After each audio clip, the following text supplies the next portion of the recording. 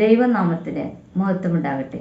സഹോദരങ്ങളെ, നാം ചില കാര്യങ്ങൾക്കായി നിരന്തരമായി പ്രാർത്ഥിച്ചിട്ടും ഉത്തരം ലഭിക്കാതിരിക്കുന്നത് കണ്ടിട്ടില്ലേ? എന്തുകൊണ്ടാണ് ഇങ്ങനെ എന്ന് ചിന്തിച്ചിട്ടുണ്ടോ? ദൈവത്തിന് എല്ലാത്തിനും ഒരു സമയമുണ്ട്. അത് നേരത്തെയല്ല, വൈകില്ല, കൃത്യമായ സമയത്തിനായിരിക്കും. യേശു തന്നെ വചനത്തിൽ പറയുന്നുണ്ടല്ലോ, യേശുവിനെ കാണാൻ പല പ്രവാചകന്മാരും ആഗ്രഹിച്ചിരുന്നുവെന്ന്. എന്നാൽ ഗലാത്യർ 4:4 പറയുന്നു, ശ്രദ്ധിക്കൂ.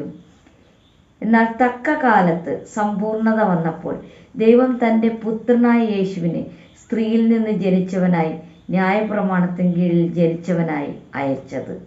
ഇങ്ങനെ ദൈവവചനത്തിലൂടെ കണ്ണോടിച്ചാൽ ദൈവത്തിൻ്റെ സമയം പാലിക്കപ്പെടുന്നത് നമുക്ക് കാണാനാകും.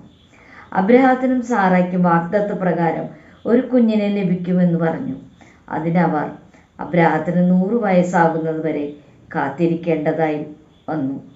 അതായിരുന്നു ദൈവത്തിൻ്റെ സമയം. എന്തുകൊണ്ടെന്ന് പിന്നെയും ഒരു ചോദ്യം വന്നേക്കാം. അബ്രാഹാം വിശ്വാസത്തിൽ പൂർത്തീകരിക്കപ്പെടേണ്ടതായിട്ടുണ്ടായിരുന്നു എന്നാണ്.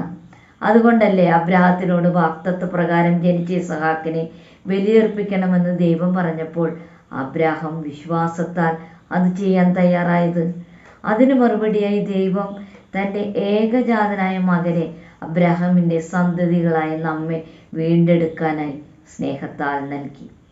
ദൈവം തന്ന സ്വപ്നത്തിൻ്റെ പൂർത്തീകരണത്തിനായി വർഷങ്ങളോളം കാത്തിരുന്ന ജോസഫിൻ്റെ കഥ ഉൽപ്പത്തി പുസ്തകത്തിൽ എത്ര നന്നായി വിവരിച്ചിരിക്കുന്നു.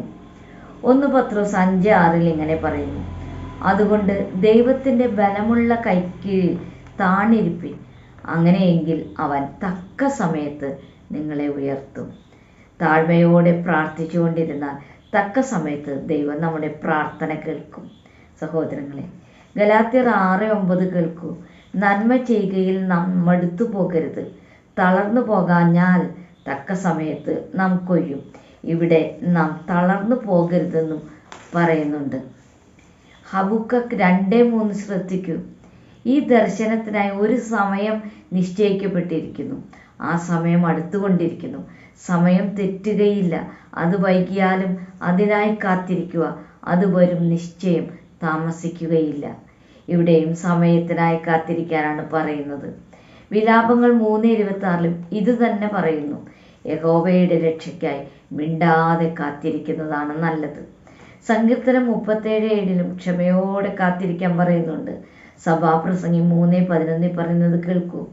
അവിടുന്ന് ഓരോന്നും അതത് കാലത്ത് മനോഹരമായി ചെയ്തിരിക്കുന്നു, മനുഷ്യഹൃദയങ്ങളിൽ നിത്യതയും വെച്ചിരിക്കുന്നു.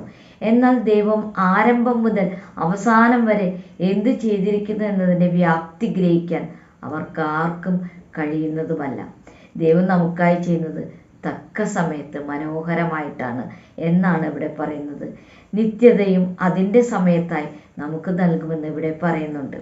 സങ്കീർത്തനം 145:15 പറയുന്നത്, എല്ലാവരുടെയും കണ്ണുകൾ അങ്ങയെ നോക്കി കാത്തിരിക്കുന്നു, അങ്ങ് തക്ക സമയത്ത് അവർക്ക് ഭക്ഷണം കൊടുക്കുന്നു എന്നാണ്. ദൈവത്തിന് സമയമുണ്ടല്ലോ. ദൈവത്തിൻ്റെ സമയത്തിന് വില കൽപ്പിക്കണം. തങ്ങളുടെ സമയത്ത് ദൈവത്തെങ്കിലേക്ക് തിരിയാമെന്ന് വിചാരിക്കുന്നവരുണ്ട്. ലൂക്ക 19:44 നിങ്ങളുടെ സന്ദർശന സമയം നിങ്ങൾ തിരിച്ചറിഞ്ഞില്ല എന്ന് പറഞ്ഞ് യേശു ജെറുസലേമിനെ കുറിച്ച് വിലപിക്കുന്നതായി കാണുന്നു.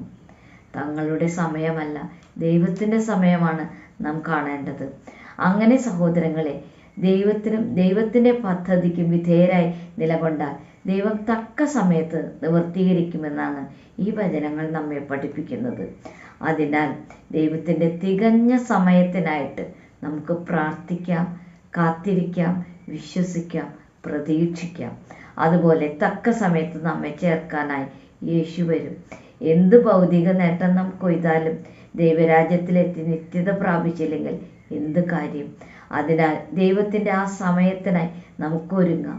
ഈ വചനങ്ങൾ സ്വീകരിക്കാൻ പരിശുദ്ധാത്മാവ് സഹായിക്കട്ടെ. ദൈവമേവരെയും സമൃദ്ധമായി അനുഗ്രഹിക്കട്ടെ.